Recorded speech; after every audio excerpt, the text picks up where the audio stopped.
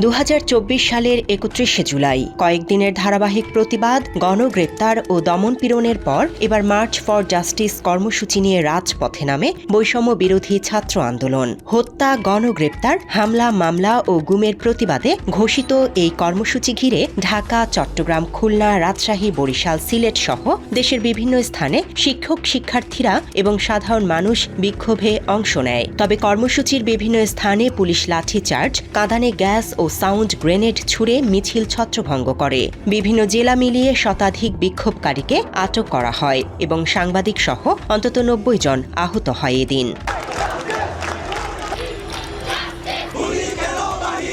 এর আগের রাতে আন্দোলনের অন্যতম সমন্বয়ক আব্দুল কাদের টেলিগ্রাম অ্যাপে মার্চ ফর জাস্টিস কর্মসূচির ঘোষণা দেন। আন্দোলনের 6 সমন্বয়কের মুক্তি, গ্রেপ্তার শিক্ষার্থীদের মুক্তি এবং 9 দফা দাবি বাস্তবায়নের আহ্বান জানানো হয় ওই ঘোষণায়। বুধবার দুপুরে হাইকোর্টের মাজার গেট এলাকায় জড়ো হয় শিক্ষক, শিক্ষার্থীরা। সেখান থেকে কয়েকজনকে আটক করে পুলিশ। এরপর প্রায় 3 ঘণ্টা অবস্থান কর্মসূচি চলে। ঢাকা বিশ্ববিদ্যালয়ের কয়েকজন শিক্ষকও সেখানে উপস্থিত ছিলেন।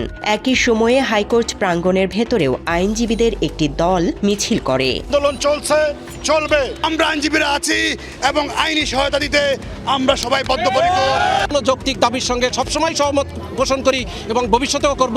হাইকোর্ট মুখে আরেকটি মিছিল পুলিশের বাধার মুখে দোয়েল চত্বরে অবস্থান নেয়। পরে তারা কেন্দ্রীয় শহীদ মিনারে গিয়ে সমাবেশ করে এবং বিকেলে কর্মসূচি শেষ করে।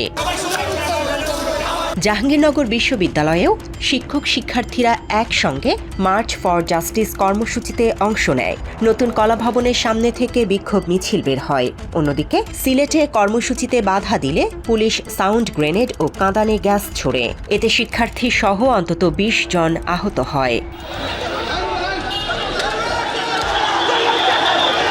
দিনের কর্মসূচির পর আন্দোলনকারীরা পরদিনের জন্য রিমেম্বারিং আওয়ার হিরোজ কর্মসূচি ঘোষণা করে। এতে শহীদ ও আহতদের স্মৃতিচারণ, চিত্রাঙ্গন, গ্রাফিতি, দেয়াল লিখন, ফেস্টুন ও ডিজিটাল পোর্ট্রেট তৈরির ঘোষণা দেয়া হয়। এদিন বৈষম্য বিরোধী ছাত্র আন্দোলনকে ঘিরে সুপ্রিম কোর্ট আইনজীবী সমিতির 2 পক্ষ পৃথক সংবাদ সম্মেলন করে। আন্দোলন ও উদ্ভূত পরিস্থিতি নিয়ে তারা ভিন্ন ভিন্ন অবস্থান তুলে ধরে। আন্তর্জাতিক অঙ্গনেও বাংলাদেশের পরিস্থিতি নিয়ে উদ্বেগ আরও বাড়তে থাকে। চলমান পরিস্থিতির কারণে বাংলাদেশের সঙ্গে নতুন অংশীদারিত্ব ও সহযোগিতা চুক্তি নিয়ে নির্ধারিত আলোচনায় স্থগিত করে ইউরোপীয় ইউনিয়ন। একই সময়ে দেশের রাজনৈতিক অনিশ্চয়তার মধ্যে অনেক প্রভাবশালী ব্যক্তি ও আওয়ামী ফ্যাসিস্ট নেতাদের বিদেশে চলে যাওয়ার খবরও আলোচনায় আসে।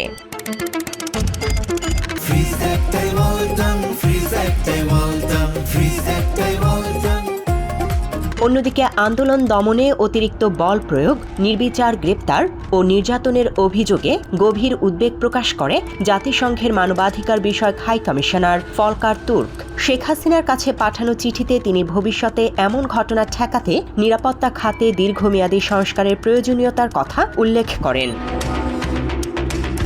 সেই সাথে বাংলাদেশে আন্দোলন দমনে বল প্রয়োগের নিন্দা জানিয়ে বিবৃতি দেন যুক্তরাষ্ট্রের 2 সিনেটর বেন কার্জিন ও কোরি বুকার। একই দিনে ভারতের হাইকমিশনার প্রণয় ভার্মা গণভবনে ফ্যাসিস্ট শেখ হাসিনার সঙ্গে সাক্ষাৎ করেন। বৈঠকে শেখ হাসিনা দাবি করেন, সহিংসতার মাধ্যমে তার সরকারকে উৎখাতের চেষ্টা চলছে। এদিন দুপুরের পর প্রায় 14 দিন বন্ধ থাকার পর ফেসবুক, হোয়াটসঅ্যাপ, টিকটক সহ সামাজিক যোগাযোগ মাধ্যম আবার সচল হয়।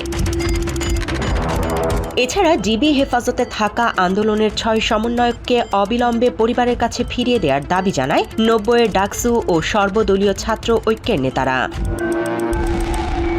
এই অবস্থায় নাটকবাজ শেখ হাসিনা সাম্প্রতিক হামলায় আহতদের দেখতে কুর্মিটোলা জেনারেল হাসপাতাল পরিদর্শন করেন। অন্যদিকে কোটা আন্দোলনকে ঘিরে সংঘর্ষ, ভাঙচুর ও অগ্নিসংযোগের ঘটনায় সারা দেশে গ্রেপ্তারের সংখ্যা দাঁড়ায় 10,735 জনে। রাজধানীতে গ্রেপ্তার হন 2,950 জন।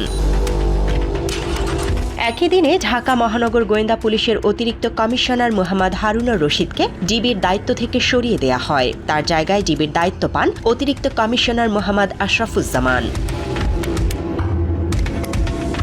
এদিকে বাংলাদেশে জাতিসংঘের আবাসিক সমন্বয়কারী গোয়েন লুইসের নেতৃত্বে 3 সদস্যের একটি প্রতিনিধি দল সচিবালয়ে তখনকার আইনমন্ত্রী ও স্বরাষ্ট্রমন্ত্রীর সঙ্গে বৈঠক করেন। তারা জানতে চান দেশের পরিস্থিতি স্বাভাবিক হতে আর কত সময় লাগতে পারে। জুলাইয়ের শেষ দিনে আন্দোলন আর কেবল শিক্ষার্থীদের কর্মসূচিতে সীমাবদ্ধ থাকেনি। রাজপথের প্রতিবাদের পাশাপাশি আদালত, বিশ্ববিদ্যালয়, আন্তর্জাতিক মহল এবং কূটনৈতিক অঙ্গনেও বাংলাদেশের পরিস্থিতি নিয়ে আলোচনা তীব্র হয়ে ওঠে।